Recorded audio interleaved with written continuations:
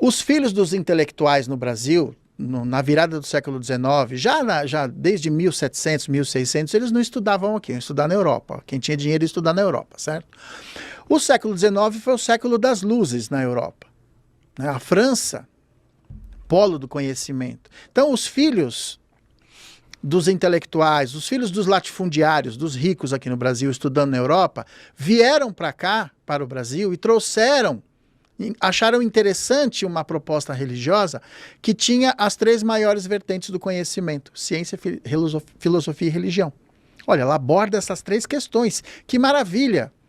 Porque o Brasil estava buscando, nessa virada do século XIX, ele estava buscando se firmar na área da educação como uma educação científica, que a gente não tinha. E demorou muito para ter. Né? Muito. É uma coisa muito recente isso. Então a gente buscou na educação positivista francesa, que traz essa coisa da intelectualidade, do tecnicismo, que até depois os militares tentaram desenvolver bem isso, mas enfim, deu aquela lambança toda. Mas os filhos dos nobres brasileiros que vieram da Europa trouxeram os livros do Kardec em francês. Quem é que sabia ler em francês? Até o ano de 1900... o índice de analfabetismo no Brasil era de 80%. Quem tinha acesso à educação é que conseguia ler os livros do Kardec, porque eram obras em francês. Só que esse pessoal, eles tinham uma característica. Eles rechaçavam a questão do aspecto religioso do espiritismo por causa da experiência religiosa na Idade Média, com a Igreja Católica. Então, religião cheirava ranço, imposição, dogmatismo, religião institucionalizada, com sacerdotes, com representantes da divindade. E o espiritismo ele é completamente avesso a essas coisas. Mas, na verdade, não é nada disso. O aspecto religioso do espiritismo ele não tem essa característica. O aspecto religioso do espiritismo é o aspecto da religiosidade, que é você pegar o conhecimento e colocá-lo em prática. E aí o Kardec adota como critério de moral, como uma norma de conduta para o espírita, o Evangelho de Jesus. E aí você tem a publicação do Evangelho segundo o Espiritismo,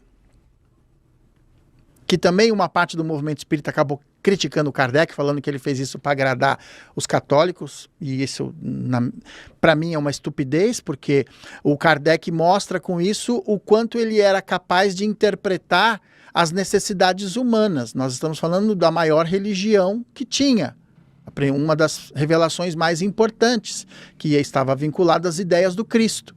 Então ele adota como moral para o espírita o Evangelho de Jesus. E aí você vai ver aqui no Brasil isso começar a ser disseminado a partir de 1880, mais ou menos, que foi o período que se criou aqui a Federação Espírita Brasileira, que ela adotou uma vertente mais religiosa do espiritismo, até em função da própria característica do espírita, porque todos nós somos praticamente egressos da Igreja Católica. Sim. Então essa questão ainda é muito forte dentro de nós. Espírita, provavelmente, são poucas as pessoas que... o espiritismo tem 167 anos. Se alguém pegou o espiritismo na França, pegou o espiritismo começando. Então nem dá para dizer que, olha, eu tenho experiência no espiritismo em encarnação passada. Muito difícil isso. Muito difícil, porque pegou o espiritismo começando. Não que não exista, claro que existe, mas pegou o espiritismo no seu começo. Porque o espiritismo, de fato, só encontra desenvolvimento no Brasil.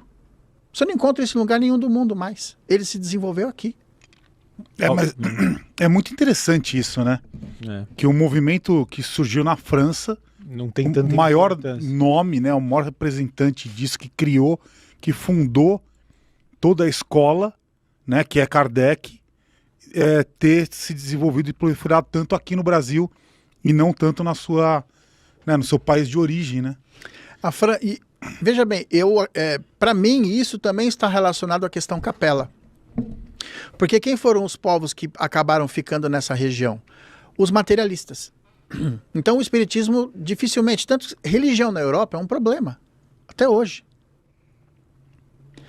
Quando você ouve, por exemplo, olha, tal pessoa, tal palestrante espírita foi por uma conferência na Europa, uma conferência espírita de brasileiros. Uhum. de comunidades de brasileiros. Porque o europeu, a maioria, é avesso à religião. É uma resistência muito grande ainda.